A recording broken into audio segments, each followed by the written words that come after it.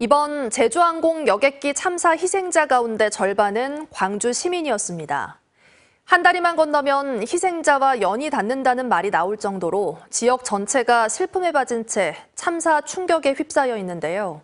광주시가 정부에 특별재난 지역을 지정을 요청했지만 결정이 늦어지고 있습니다. 보도에 주현정 기자입니다. 제주항공 여객기 참사 희생자들이 속속 가족 곁에서 영면에 들어갔습니다.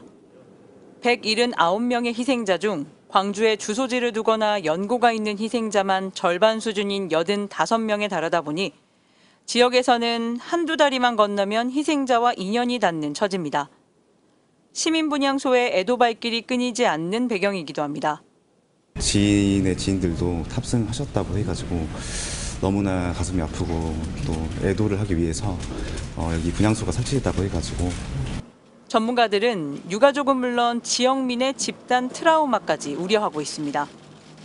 외상적 비탄이 굉장히 심할 수 있는 그런 사례에 해당되는데, 가족이 아니라 할지라도 우리가 살면서 인연을 맺고 살았던 사람이 어느 날 갑자기 사고로 인해서 유명을 달리하면, 이런 연유로 정치권과 광주시 등은 정부의 특별 재난지역 지정을 건의했습니다.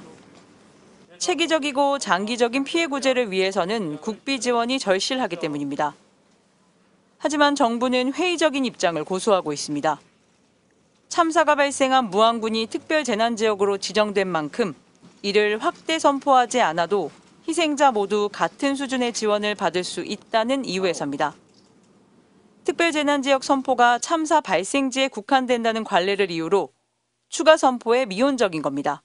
지역경제, 지역 공동체에 대한 대책 세우고 거기에 따른 또 트라우마 치료까지 실질적으로 실효성 있는 정책인데, 행안부하고 국토부 장관하고 다 이야기를 좀 하고 있는데, 특별재난지역 선포권자인 대통령이 사실상 부재한 상황도 반영됐습니다. 하지만 과거 사례와 비교하면 형평성 논란이 일 수도 있습니다.